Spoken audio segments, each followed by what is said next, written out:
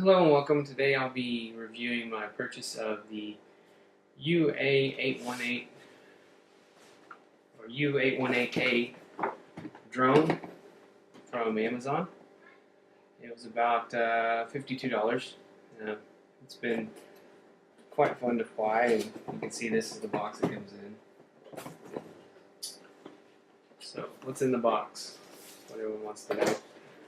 And how does it fly? We'll get to that later. Here's the drone itself.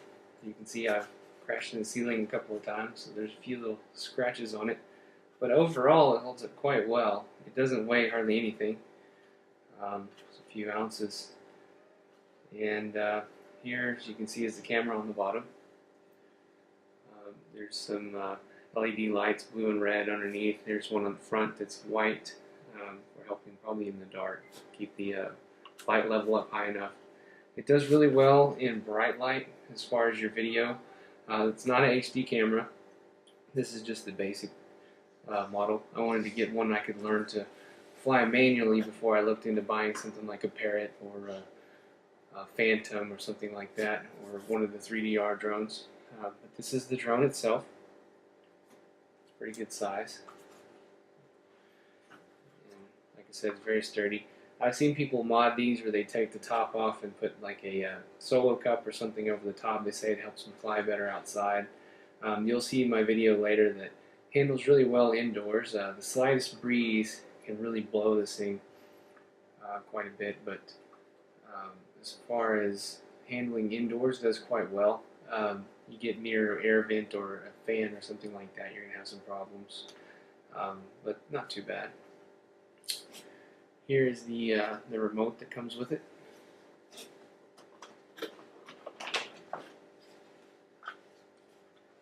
And it's got your basic controls. So take off, give more power to go up, down, pan left, pan right, turns the drone. This is go forward, back, left, right. 360-degree mode, or I haven't done that yet. I haven't used it. Basically, it will flip the drone up completely. I haven't been outside with stable enough wind conditions to try that, so I haven't done that yet. This is where you hit to record a video, and here's where you take pictures. Or actually, I have that backward. Pictures up here, video down here. And actually, the first time I flew it, I hit the wrong button, and I just took a picture. I didn't get any video, so something to pay attention to. Here's the mode. From what I understand, if you hit the mode button, it actually gives it a higher power, so that if you're flying outside or in higher winds, it's more of a professional mode, I guess. It makes it perform better. I don't know. I haven't really tried it yet. I did try it outside. Didn't really seem to make much difference. But you know, something to try. When the weather's better outside, I'll give it more tries outside. But lately, the weather's been around 16-mile-an-hour winds when it isn't raining. So it's been really rainy this time of year in Oklahoma. Here is where you can turn the lights off and on. And I can't remember what this button does, but I haven't used it either. So, and here in the back, it takes 4 AA batteries, pretty standard, and runs on the 2.4 gig wireless spectrum. So, anyways, there's the remote. Also comes with a charger and batteries. Those are in the other room. It's just a simple stick that goes in the bottom. And it comes with also some extra blades. And this is where you plug in your camera to your computer. I haven't done that yet. All I do is I take out the little micro SD and plug that into the computer. Works just fine. Comes with a 2 gigabyte SD card. And probably hold about 8 flights worth of data, maybe 7. You charge the battery for about 2 hours and you'll get a 7-minute or so flight. So that's not too bad. I mean, you're not going to be able to record a full-length movie on here, but I think a full-length movie of drone footage might be kind of boring anyways. The idea is that, you know, with this drone you can learn to fly one manually, kind of get an idea of exactly how they're going to handle. So if you ever did get one of those $1,000 drones and for some reason you need to fly in manual mode, it might be good to have some experience on something like this. I have some flying tips for you. if you're flying indoors, one thing to notice is if you're flying over a flat surface, you need to keep the drone at a certain height here on your control stick. But if you were to fly over, say, a couch or something like that that's a little higher, well, it's going to go up. And I know this makes sense, and you probably think, well, duh, but when you're actually flying it, you don't think about these kind of things because you're just thinking, I'm going to have it hover and I'm going to have it turn and see what kind of video I can get. Well, as soon as you fly over a chair and you're not really thinking about it, it's going to take off. So you have to try to remember to not give it as much power, cut the power if it does go over something so that it comes back down. And whenever you do pan one way or the other, it's important to remember that if you even bump that throttle just a little bit, it'll go up or down pretty quick. Also, like I said, if you get under a vent or a fan, it's going to push it down. So make sure you're paying attention to those kind of things in the environment, and it does pretty well. My wife has some breakables in the living room, and you can see from my video I've floated around. I haven't managed to break anything yet, so that's a good thing. But it's not because it can't, just because I've been lucky. So be very careful flying indoors, and also just realize that outside, just the slightest wind, like I said, 16-mile-an-hour wind is going to blow this thing all over the place. So you need to have a really still, steady day when you're flying this thing, or be in a field where you can chase it a little bit and not worry about it getting stuck in something. So I do have a feeling if it were to get stuck in a tree, it'd probably come out pretty easy, but you might have to have something to move it out. So something to think about. Here's the battery that comes with it. Actually, this is one of my extra batteries. This is a 600 milliamp battery. It comes with one 500. I ordered 5 extras. The reason is because I got a good deal on them, but for 5 extra batteries, I think I paid about $17. But the reason is, if you charge up one battery, you get 7 minutes of flight time. You don't really get a lot of practice, because usually by the time you've got to the end of your 7 minutes, you're thinking, oh, okay, well, next time I'll be more careful about how I give it throttle, or I'll make sure and bank a little bit to keep from running into things, and do a little better at this or that. But by the time your 7 minutes is up, then you don't get an opportunity to do that. So I suggest, if you're going to order one of these, get some extra batteries. The reason is that way when you finish your 7 minutes of flight and it's fresh in your mind what you need to do next time, you can go ahead and try it and give it a go. And that way you don't have to worry about, is my battery going to be ready, or do I have to wait another 2 hours before I can try it again? You can try it immediately. So I suggest getting a few of these. They're pretty cheap. I think they average around, I don't know, less than $5 for one, but you can find really good deals on multiple packs. So that's what I suggest. And here's the charger that comes with it. The instruction manual that comes with this is not the best. It's written in broken English, but you can pretty much understand what it's saying. I mean, it's fairly accurate, and it'll say like mold instead of mode.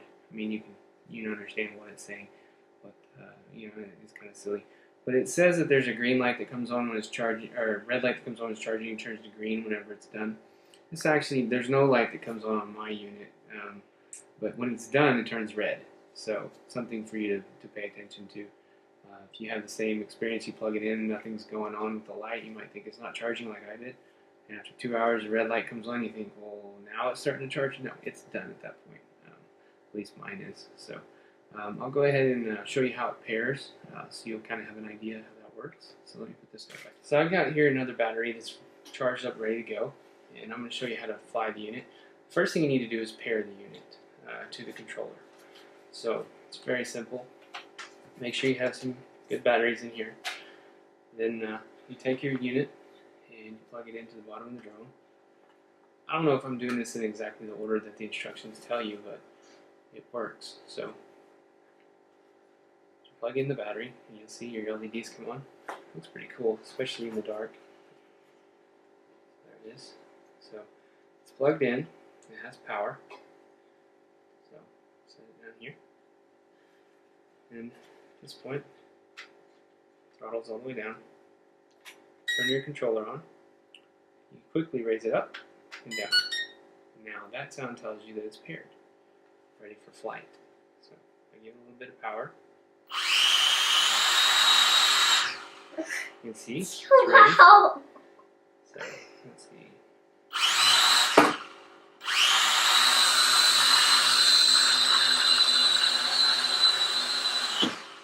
So the front of the drone is the white blades. It also has this little bumpers up front, so that tells you which way is the front. So, you know, if it's facing you, of course, your controls for left and right are opposite of what they would be facing the other way. Just some things to keep in mind.